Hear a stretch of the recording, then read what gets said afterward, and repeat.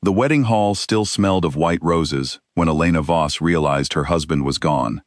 She had been standing near the tall windows, greeting guests with a practiced smile, when she noticed the space beside her was empty. Damian Cross, the alpha king of the Northern Pack, had been there only minutes before, his hand resting warmly over hers as they accepted congratulations from pack elders. Now there was nothing but a slight chill where he used to stand. At first, she thought he had stepped away for a private word with one of his guards. She waited by the window, watching the candlelight flicker against the glass, telling herself he would return any moment. 10 minutes passed, then 20. The music continued, but the warmth in the room began to fade, replaced by murmurs that rippled from table to table like a spreading draft. By the time an hour had passed, the murmurs had become whispers loud enough for Elena to hear. He left her. On their wedding night. She stood alone in her ivory gown, her hands trembling at her sides, refusing to let her face show the storm building inside her chest. Around her, the pack elders exchanged glances heavy with pity and suspicion. Some looked at her as though she had done something wrong. Others simply looked away, unwilling to witness her humiliation. Her mother appeared at her side, gripping her elbow too tightly. "Smile," she whispered. "Whatever happens, you smile. Do not give them a reason to talk more than they already will." But it was too late for that. The talk had already begun, and it would not stop for a long time. Elena did not cry that night. She waited until the hall had emptied, until the servants had cleared the untouched wedding cake and swept away the fallen rose petals, before she allowed herself to walk to her chambers alone. She sat on the edge of the bed meant for two and stared at the door, half expecting Damian to walk through it with an explanation. He never came. Word spread quickly through the territory. The Alpha King had abandoned his bride. Some said he never wanted the marriage at all, that it had only been arranged to end the tension between their two packs, and that he had simply grown tired of pretending. Others whispered darker theories, that Elena had done something to drive him away, that she was not fit to be his mate. Elena heard all of it. She held her head high in public and wept only in private, in the quiet hours when no one could see. Months passed. She did not run from her home, though many expected her to. Instead, she rebuilt her life piece by piece, moving to a smaller house near the edge of pack territory, away from the whispers and the pitying stares. She returned to helping the healers, a skill she had learned from her mother, and found a strange comfort in tending to others when she could not tend to her own wounds. She stopped waiting for explanations. She stopped hoping the door would open. Slowly, carefully, she taught herself how to breathe without the ache in her chest controlling every part of her day. Then, on a quiet evening nearly a year later, the door of her small house opened without a knock. Damian stood in the doorway. He looked different, leaner, harder, with a scar along his jaw that had not been there before. His eyes, once warm and certain, now carried the weight of something exhausting, something he had clearly been carrying alone for a very long time. Elena rose from her chair slowly, her heart pounding in a way she thought she had trained it not to. "You have some nerve," she said quietly, her voice steady despite the storm rising inside her, "showing up here after all this time." "I know," Damian said. "I know I owe you more than an apology, but I need you to listen, Elena. Please, just this once."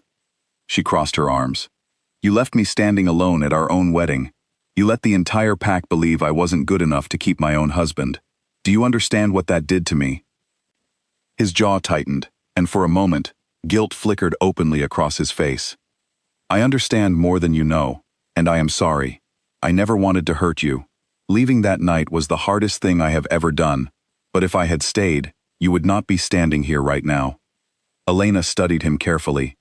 There was something in his tone that made her pause, some weight behind his words that felt heavier than a simple excuse. "What are you talking about?" Damian stepped further into the room, glancing briefly toward the window before speaking. "The night of our wedding, I received word of a threat against you. A rival pack, one that has hidden in the shadows for generations, had learned about our marriage and about something they believed you carried.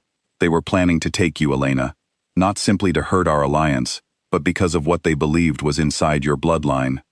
"My bloodline?" Elena repeated, confusion knitting her brow. "I'm a healer's daughter. There's nothing special about my family. That's what everyone was meant to believe, Damien said.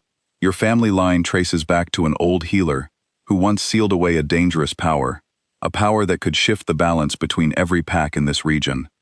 The seal was passed down quietly, generation to generation, hidden so well that even your own mother may not fully understand what she carries in her blood, or what you carry now. Elena felt her breath catch. That sounds like something from an old story, not real life.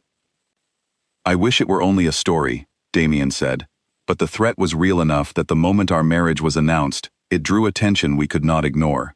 If I had stayed by your side that night, celebrating in front of the entire pack, I would have led them straight to you before I had any way to protect you. Disappearing, letting everyone believe I had rejected you, was the only way to make them think you were no longer valuable to me, no longer worth watching as closely. You could have told me, Elena said, her voice cracking slightly despite her effort to stay composed. You could have trusted me with the truth instead of leaving me to face this alone. I wanted to, Damien said, his voice low, but there was a traitor inside my own circle. Someone close to me was feeding information to the enemy pack. I could not risk anyone learning the truth, not even you, until I found out who it was. I am sorry, Elena. I know sorry does not undo the year you spent carrying this pain by yourself. Elena turned away from him, walking toward the window, needing a moment to let his words settle. Outside, the evening sky had turned a deep shade of orange, the kind of color that usually brought her peace. Tonight, it only made her feel more unsettled. So why are you here now? She finally asked. What changed?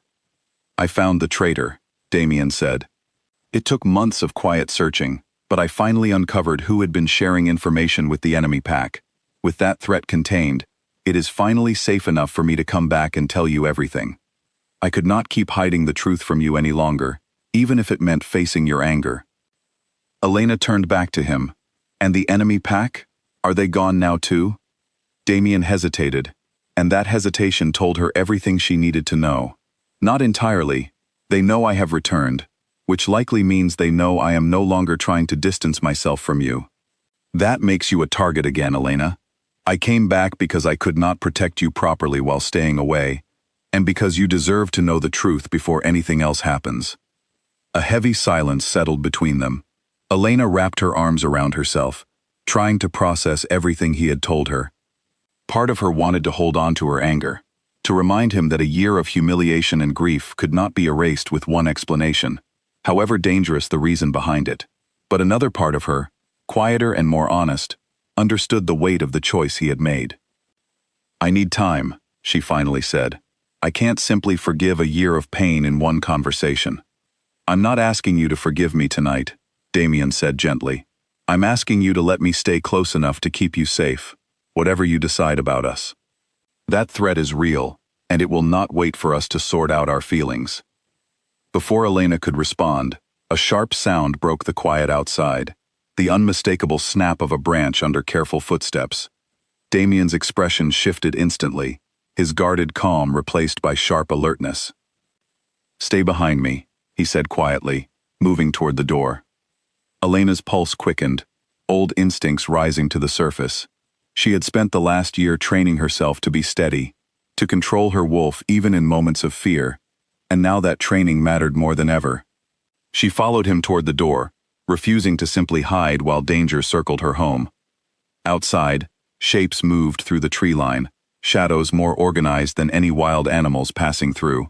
Damien's low growl confirmed what Elena already suspected. The enemy pack had found them. They knew I would come here, Damien said under his breath. They were waiting. Elena felt fear rise in her chest, but beneath it, something else stirred, a steady warmth she had never fully understood until this moment. It moved through her veins like quiet fire, calm and certain despite the danger surrounding them.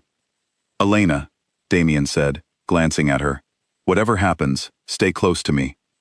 She nodded, though for the first time in a year, she did not feel like someone who needed protecting from the shadows.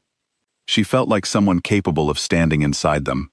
The first attacker emerged from the trees, moving fast toward the house.